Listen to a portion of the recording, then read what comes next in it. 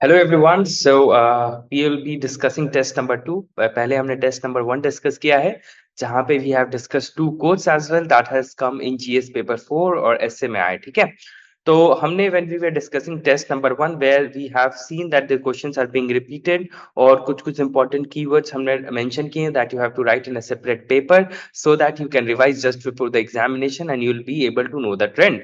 And इससे आपको जो है नए नए क्वेश्चंस जो आते हैं उसको आपको आइडिया आएगा which questions are being correct for UPSC prelims examination, right? So let's start with question test number 2. Let me share the screen with you, and we will do the test number 2 with the same pattern which we have followed. Okay, now as we have done in test number 1, in test number 2 this is the quote कहता है with great ambition is the passion of a great character. Great ambition is a passion of a great character. Those endowed with it may perform very good or very bad acts. ठीक, all depends on the principles which direct them. तो सबसे पहले दो भाग है। पहला भाग क्या कहता है कि great ambition is the passion of a great character, मतलब कि अगर किसी ने ग्रेट एम्बिशन लिया है, दैट इटसेल्फ सोज कि भाई बहुत मेटल और पैशन का बात है ना, ग्रेट एम्बिशन। ठीक है, अब डिपेंड करता है कि ये जो आपका एम्बिशन तो हो गया, पर आपके जो प्रिंसिपल्स हैं वो डिटरमाइन करता है that the act will be good और the act will be bad. आप जो है इसमें बहुत सारा डिफरेंट एग्जांपल दे सकते हैं, जैसे एम्बिशन इज अ, यहाँ पे आप दिखा सकते हैं ambition itself is a mark of a strong character. इस पे आप हाईलाइट कर सकते हैं, कोई भी एम्बिशन लेना है इससे ये समझ में आ गया कि भाई स्ट्रॉन्ग कैरेक्टर है। पर जो आउटकम है स्ट्रॉन्ग कैरेक्टर का, आपके जो प्रिंसिपल्स हैं वो डिटरमाइन करेंगे ये एक्ट आपका गुड होगा या एक्ट आपका बैड होगा। जैसे पोटेंशियल फॉर गुड और बैड, अब जैसे for instance when guided by altruism, ambition can inspire someone to work towards meaningful social changes, है ना, as seen in the life of example आप दे सकते हैं नेल्सन मंडेला, महात्मा गांधी। वही on the flip side unchecked ambition ethical grounds पे destructive हो जाएगा। Adolf Hitler का एग्जांपल दे सकते हैं। बेसिकली पॉइंट क्या है, पॉइंट ये है कि पॉइंट क्या है कि आपका प्रिंसिपल्स है द गाइडिंग फोर्स। प्रिंसिपल जो है वो गाइडिंग फोर्स होगा, जैसे एम्पैथी हो गया, जस्टिस हो गया, इंटीग्रिटी हो गया, ये सब प्रिंसिपल है जैसे गाइडिंग फोर्स है that help you to make it good और बैड। रियल वर्ल्ड एग्जांपल दे सकते हैं। अभी देखो मैं कुछ कुछ एग्जांपल्स आपको बताऊंगा that can be given in this. जैसे आप अलग अलग जैसे साइंस एंड टेक का एग्जांपल लीजिए। For example APJ Abdul Kalam जो है, एम्बिशन था फॉर इंडिया टेक्नोलॉजिकल प्रोग्रेस, जिसमें सक्सेसफुल मिसाइल प्रोग्राम होगा। और इसका निगेटिव एग्जांपल हो सकता है कि अनएथिकल ड्रग ट्रायल्स हो गया और मस्टर्ड गैस हो गया, ये बहुत सारी चीजें। एजुकेशन में आईआईटी आईएम्स का एग्जांपल दे सकते हैं। निगेटिव क्या हो गया, एम्बिशन चीटिंग स्कैंडल्स हो गया। सोशल रिफॉर्म में सावित्री बाई फुले का एग्जांपल दे सकते हैं। एक्सट्रीमिस्ट मूवमेंट का एग्जांपल दे सकते हैं। लीडरशिप में जैसे महात्मा गांधी लीडर हुए कि उनका क्या एम्बिशन था फ्रीडम के लिए, उसके निगेटिव एग्जांपल्स में एडोल्फ हिटलर दे सकते हैं। तो बेसिकली प्रिंसिपल्स इंपॉर्टेंट है। बिजनेस में रतन टाटा एक तरफ हो गए, विजय माल्या हो गए, तो you can give contrasting examples जिससे आपने इसको you can address the topic. ठीक है, आई थिंक पर्सनल लाइफ से भी दिखा सकते हैं। वर्कोहॉलिक है कोई, अपना वर्क लाइफ बैलेंस नहीं कर पा रहा, तो इस तरह से you will be able to address the topic. ठीक है, नाउ मूविंग अहेड। अब देखते हैं दूसरा। अब let's move to our test, जो हम टेस्ट करेंगे। फिर टेस्ट के लास्ट में फिर विल बी सीइंग जो है another quote. Yes, move ahead. Now the question is, according to the Constitution of India, it is the duty of the President of India to cause to be laid before the Parliament which of the following, मतलब president की duty है कि इन सब चीजों को जो है parliament के सामने रखें। ठीक है, तो अभी देखते हैं recommendations of union finance commission. सही बात है, आर्टिकल 280 के तहत जो है बनाया जाता है। सही सही लग रहा है। The report of the public account committee, ऐसा पब्लिक अकाउंट कमेटी बहुत बार पढ़ा है, ऐसा देख सुना तो नहीं है। ठीक है, एक बार ऐसे रख देते हैं। द रिपोर्ट ऑफ कैग का, रिपोर्ट ऑफ कैग ये भी उसमें लिखा रहता है। The report of the national commission of schedule caste. ठीक है, तो ये तो आंसर क्या हो गया, वन टू। ये जानबूझ के बीच में डाल दिया। पब्लिक अकाउंट कमेटी इतनी बार पढ़े हो, कभी ऐसा किया कि प्रेसिडेंट के थ्रू रखा जा रहा है, नहीं ना, वो इसमें रखा था। ठीक है, मॉडल आंसर में भी इसको हमने हाईलाइट करने कहा है कि देखो मॉडल आंसर जो है this are very small, you can go through very easily. जो आपको जो इंपॉर्टेंट पॉइंट्स है वो याद हो जाए, और रिसर्च डॉक्यूमेंट्स में हम डिटेल में देखेंगे। ठीक है, अब देखो क्या क्या है। Report of auditor general, annual report of UPSC का भी आता है, फाइनेंस कमीशन का आता है, SC ST NCBC NCA SC ancestry. ठीक है, the report of public account committee examine the report of CAG. जो पब्लिक अकाउंट कमिटी है जो कैग का रिपोर्ट एग्जामिन करती है, or generally prepared by the parliament secretariat and the guidance of chairman is sent to the comptroller auditor for factual verification. अभी जो है presented to the parliament for chairman's acceptance, chairman के acceptance के लिए होता है, ठीक है। यहाँ president वाला नहीं था, ठीक है। क्वेश्चन 2 पे आते हैं, आसान था। अब क्या है कि दूसरा सवाल है, the prime minister of India at the time of his और अपॉइंट। अब ध्यान देना, प्राइम मिनिस्टर जो है जब अपॉइंट हो रहा है तो क्या स्थिति है, need not necessarily be a member of one of the houses of the parliament but must become a member. अभी जरूरी नहीं है कि मेंबर ऑफ हाउस हो, पर 6 महीने में बन जाना चाहिए, ऐसा कुछ तो पढ़ा है, ठीक है। दूसरा ऑप्शन देखते हैं, need not necessarily be the member of one of the houses but must become a member. ऐसा करा है कि भैया किसी हाउस का नहीं ऊपर लोकसभा का मेंबर बना, ऐसे ये तो गड़बड़ हो गया, क्योंकि आपको पता है जब मनमोहन सिंह जी थे तो राज्यसभा के थे, तो ये तो काट दो। Must be a member but must be a member of one of the houses of the parliament, मतलब कि जब प्राइम मिनिस्टर बन रहा है तभी हाउस का मेंबर होना चाहिए, जरूरी नहीं, ये भी कट गया। Must be a member of the Lok Sabha, ये था, ठीक है। तो बेसिकली क्या है, जब प्राइम मिनिस्टर बन सकता है, कोई मेंबर ऑफ द हाउस नहीं है, फिर भी उस 6 महीने के भीतर जो है उसको मेंबर ऑफ द हाउस बनना चाहिए, चाहे वो राज्यसभा का हो चाहे वो लोकसभा का होगा, ये मैटर ऑफ फैक्ट है, ठीक। आंसर ए हो गया। विच one of the following provisions of the constitution of India have a bearing on education, bearing of education. अब इसमें जो है ना कुछ बियरिंग तो एजुकेशन पे होगा, तो मैं सब मार देता हूँ। जैसे टीपीएसपी में कुछ ना कुछ बात होगा, rural and urban local bodies में होगा, 5th शेड्यूल में होगा, ठीक है, 6th शेड्यूल, 7th शेड्यूल, तो सब देखो कुछ ना कुछ जो है एजुकेशन पे तो प्रभाव पड़ेगा ही, ठीक है।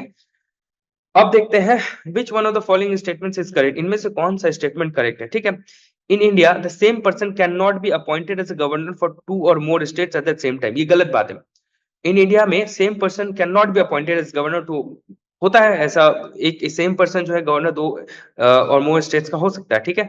तो ये तो सही बात नहीं है, ये क्या क्या करेक्ट बोल रहा है, तो ये तो गलत हो गया, ठीक है। द जजेस of the high court of the states in India are appointed by the governor, governor लिख दिया, मूड खराब हो गया भाई। जजेस ऑफ द हाई कोर्ट जो प्रेसिडेंट करता है, ठीक है, जस्ट एज द जजेस, ठीक है, कर गया। No procedure had been laid down in the constitution of India for the removal of the governor, तो सही लग रहा है। देखते हैं गवर्नर के बारे में जितनी बार ये पढ़े, रिमूवल के गवर्नर का डिस्कस नहीं होता है, ठीक है, वो प्रेसिडेंट अपने मन से हटा सकता है। In the case of union territory having a legislative setup the chief minister is appointed by lieutenant governor, ठीक है। दिल्ली का जो चीफ मिनिस्टर आप देखते होंगे, न्यूज पढ़ते होंगे, तो प्रेसिडेंट अपॉइंट करता है, ठीक है। बात समझ में आ रहा है। तो आंसर क्या हो गया भैया, आंसर हो गया आपका सी, आंसर सी हो गया कि भाई no procedure have been laid, government को हटाने के लिए कोई भी प्रोसीजर कॉन्स्टिट्यूशन में मेंशन नहीं है ना, ठीक है। ऐसे खुद से ही मतलब कोई प्रोसीजर नहीं है, प्रेसिडेंट कभी भी हटा सकते हैं, ठीक है। अच्छा अब देखते हैं यहाँ पे सबसे पहले क्या घेर लो, करेक्ट घेर लो। The chairman and the deputy chairman of the Rajya Sabha are not the members of the house. देखो डिप्टी चेयरमैन है, चेयरमैन नहीं है, तो ये वाला स्टेटमेंट गलत हो गया। While the nominated members of the two houses of the parliament have no voting rights in the presidential election, they have the right to vote in the vice president election। सही बात है, vice president election में सब लोग vote करते हैं, ठीक है। ये वाइस प्रेसिडेंट इलेक्शन में सब वोट करते हैं, ठीक है, ठीक है। Which of the statement is given correct, तो इसका मतलब क्या हो गया, स्टेटमेंट में कौन सा करेक्ट है, सेकंड स्टेटमेंट करेक्ट है, right. Consider the following statements. The Council of Ministers in the center shall be collectively responsible to the Parliament। ध्यान देना, to the Parliament लिखा हुआ है। The Council of Ministers in the center shall be collectively responsible to the Parliament। Parliament नहीं होता, लोकसभा होता है, बार बार इस चीज के बारे में बताया गया, ठीक है। The Union Minister shall hold the office during the pleasure of the President of India। सही लग रहा है, ठीक है। The prime minister shall communicate to the president about the proposals of the list, ये भी सही है ना, क्योंकि एग्जीक्यूटिव हेड जो है वो आपको मतलब कि जो ये है मतलब प्रेसिडेंट ही होता है, ठीक है। तो प्रेसिडेंट को सारा चीज बताना है ना। तो आंसर क्या होगा कि the council of ministers shall be collectively responsible, the council of ministers in the centre, the council of ministers can be responsible to the parliament. यहाँ क्या कह रहा है, इज करेक्ट। अब यहाँ पे देखो ये वाला, क्योंकि काउंसिल ऑफ मिनिस्टर्स जो है कलेक्टिवली रिस्पॉन्सिबल, ठीक है, कलेक्टिव रिस्पॉन्सिबल आप तुमको देख सकते हो। एक चीज होता है कि नो मतलब पार्लियामेंट होता है ना, काउंट मतलब कि आर्टिकल 75(3), यही आर्टिकल दिखाना चाह रहे थे। आर्टिकल 75(3) में क्या करा है कि council of minister is responsible to the Lok Sabha, है ना, लोकसभा, यही बार बार देख लो।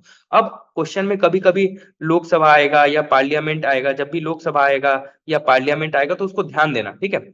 पार्लियामेंट आएगा तो ध्यान देना कि वेदर इट्स लोकसभा और पार्लियामेंट, तो ये बार बार इंपॉर्टेंट है। जैसे article 75(2) of the Indian constitution states that union ministers had hold the office during the pleasure of the president, pleasure of the president, ठीक है। उसके बाद आर्टिकल 74(1), एक बार जैसे जैसे दिखा दे रहे हैं, थोड़ा सा ध्यान रह जाएगा, ठीक है। क्वेश्चन ये देख लो, यहाँ पे पार्लियामेंट है तो रेड फ्लैग, तो ये तुम लिख लेना अपने नोट्स वाले में कि भाई पार्लियामेंट वर्ड हो तो ध्यान दो कि वेदर पार्लियामेंट है कि प्रेसिडेंट है कि लोकसभा है कि क्या है, ठीक है। उसके बाद which one of the following are the discretionary power, given to the governor of the state. इसमें से कौन सा डिस्क्रिशनरी पावर है जो गवर्नर ऑफ द स्टेट को दिया गया, ठीक है। Which of the following are the discretionary power given to the governor of the state, सही बात है। तो यहाँ पे देखते हैं, जैसे क्या है, sending a report to the president of India for imposing president rule, ठीक है।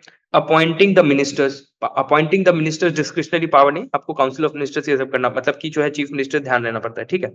अब देखते हैं, reserving certain bills passed by the state legislature for the president, ये तो सही बात है, डिस्क्रिशनरी पावर हो गया, ठीक है। करेक्ट आंसर पूछ रहा है, करेक्ट आंसर, ठीक। तो यहाँ तो 3 तो होगा, ये इसमें कट गया। Making the rules to conduct the business of the state government, discretionary मतलब कि स्टेट कंसल्टेशन में होता है, ठीक है, बेसिकली कंसल्टेशन में होता है। तो आंसर इसमें क्या हो गया, बी होना चाहिए, है ना। क्योंकि देखो यहाँ पे 164 क्या कह रहा है, governor appoints minister on the advice of chief minister. जो गवर्नर है चीफ मिनिस्टर के एडवाइस पे जो है मिनिस्टर अपॉइंट करता है, ठीक। आर्टिकल 166(3) क्या कहता है, governor makes rules for more convenient transaction of the business of the, but this is done in aid and advice of the council of minister. मतलब अपने मन से तुम नहीं कर सकते हो, अपने मन से नहीं कर सकता गवर्नर, ठीक। बेसिकली क्या है, आर्टिकल 164 और 166(3) याद रखना, मतलब जस्ट ऐसे ही कि भाई कुछ तो है गवर्नर से रिलेटेड, और अब ये जो है खुद से मान लो रिजर्व कर सकता है बिल, ये डिस्क्रिशनरी पावर में।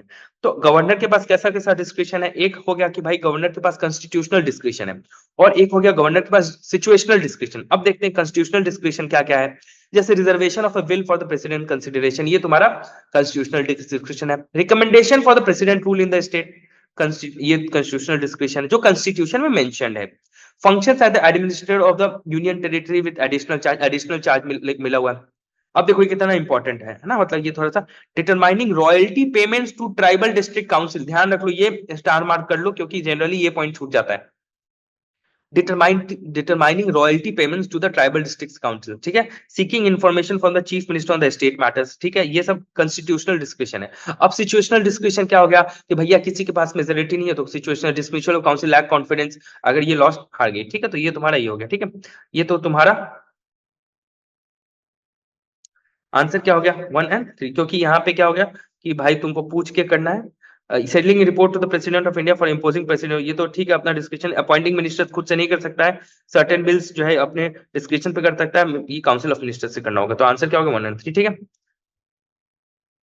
यहाँ पे देखते हैं, the president shell make rules for more convenient transaction of the business of the government of India and for the allocation among the ministers of the estate business, सही बात है। ये प्रेसिडेंट में होगा तो ये कहता है all executive actions of the government of India shall be expressed to be taking in the name of prime minister. गलत भाई, नेम ऑफ प्रेसिडेंट है, बार बार बोलो, नेम ऑफ प्रेसिडेंट है, प्राइम मिनिस्टर नहीं है। तो ये वाला क्या कह रहा है, which of the following is correct, तो पहला सही हो गया, दूसरा गलत हो गया। अब ध्यान दो, प्राइम मिनिस्टर नहीं, प्रेसिडेंट के नेम पे होता है, ठीक। In the constitution of India promotion of international peace and security, भाई दिया हुआ है तुम्हारा आर्टिकल 51 में। 51 में क्या है, डीपीएसपी आर्टिकल 51 में दिया हुआ है, ठीक है। The provision of fifth schedule, last lecture में भी डिस्कस किया था, फिफ्थ शेड्यूल और सिक्स शेड्यूल बहुत इंपॉर्टेंट है, उसको हम लोग टेबल वाइज पढ़ेंगे भी। Fifth schedule, provision of fifth schedule and six schedule in the constitution of India are made in order to protect the interest of schedule tribe, सही लग रहा है। डिटरमाइन द बाउंड्रीज बिटवीन, एकदम बेकार बात, काट दो।